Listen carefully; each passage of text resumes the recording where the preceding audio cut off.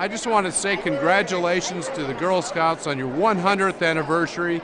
You've done a fabulous job of really helping girls become educated, to learn skills, to learn to work together, and that's such an important thing. Things like the flying monkeys in Des Moines, that is just great what you're doing, so creative, and it really is innovative, and we've got to have that type of innovation for the future, for the next generations. And again, congratulations on your 100th birthday, and look forward to a great next century.